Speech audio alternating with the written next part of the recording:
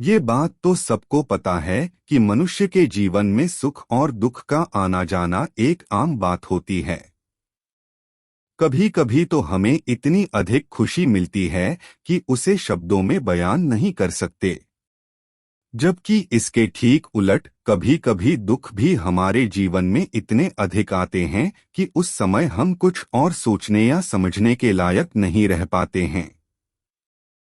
ऐसे में अक्सर यही होता है कि करीब करीब हर एक प्रकार का बड़े से बड़ा दुख भी हमारी जिंदगी से अपने आप ही जैसे आता है वैसे ही निकल भी जाता है।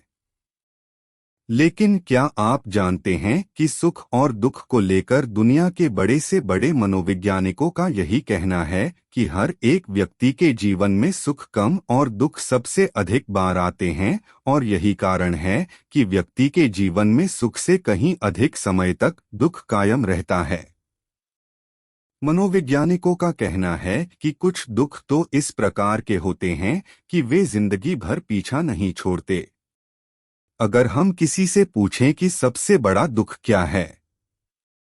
तो सामने वाले का उत्तर वही होगा जो दुख उसने या तो अभी हाल ही के दिनों में झेला होता है, या फिर वो जो उसने किसी अन्य के साथ घटित हुई किसी ऐसी घटना या दुर्घटना के बारे में सुना या देखा होता है जिसके कारण उसके पूरे परिवार पर दुखों का पहाड़ टूट पड़ता है। दरअसल दुनिया में सबसे बड़ा दुख क्या है? इस प्रश्न को सुलझाने के लिए पूरी दुनिया के बड़े से बड़े मनोवैज्ञानिक हमेशा से ही उलझन में रहे हैं, क्योंकि हर एक व्यक्ति का दुख उसकी अपनी नज़र में अपने अनुसार छोटा या बड़ा, कम या फिर ज्यादा होता है, और उसका वही दुख दुनिया में सबसे बड़ा दुख बन जाता है। इसलिए अधिकतर मनोविज्ञानी आज तक ये नहीं जान पाए हैं कि किस प्रकार के दुख को सबसे बड़ा दुख माना जाए और किसको नहीं। जबकि हैरानी तो इस बात पर होती है कि दुनिया भर के मनोविज्ञानियों और जानकारों में से अधिकतर इस बात पर एक मत दिखते हैं कि दुनिया में सबसे बड़ा दुख अगर कोई है तो वो है स्वयं के द्वारा, स्वयं के लिए वर्तमान में या फिर अपने बीते समय में उत्पन्न की हुई कुछ ऐसी समस्याएं जिनको कि बाद में वही व्यक्ति विवश होकर झेलता है, और यही सबसे बड़ा दुख बन जाता है। हालांकि कुछ दुख ऐसे भी होते हैं जो अनायास ही आते हैं, लेकिन वे इतने अधिक नहीं होते हैं जो स्वयं के द्वारा, स्वयं के लिए उत्पन्न दुखों के समान भयंकर हों। आपको जानकर हैरानी होगी कि दुनिया भर के तमाम मनोविज्ञानियों और जानकारों ने ऐसी ही कुछ समस्याओं का जिक्र किया है। उनमें से अधिकतर तो पहली नज़र में बहुत ही साधारण या फिर आम बात लगती है, लेकिन सच तो ये है कि कोई इस बात पर विश्वास ही नहीं करना चाहता कि आपका वर्तमान और भविष्य ऐसी समस्याओं में उलझ कर रहा जाता है।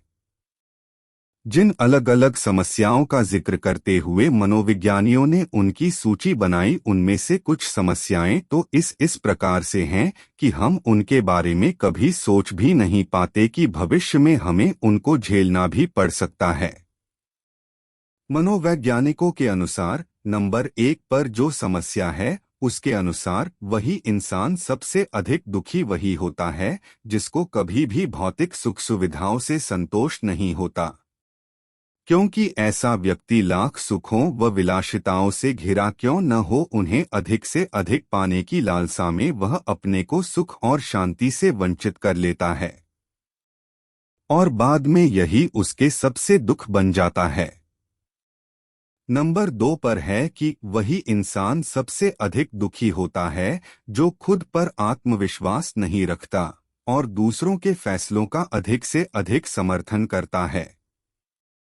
नंबर 3 के अनुसार एक ही बात पर ज्यादा और बार बार सोचने वाला व्यक्ति बाद में सबसे अधिक दुखी पाया गया है।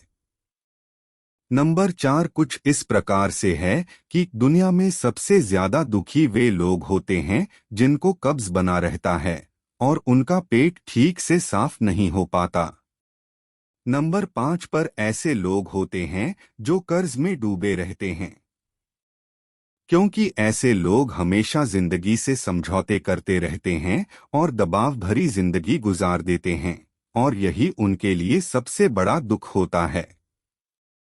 इसीलिए हमारे शास्त्रों में कहा गया है कि अगर इंसान का शरीर स्वस्थ है तो उसे सारी दुनिया आनंदमय लगती है,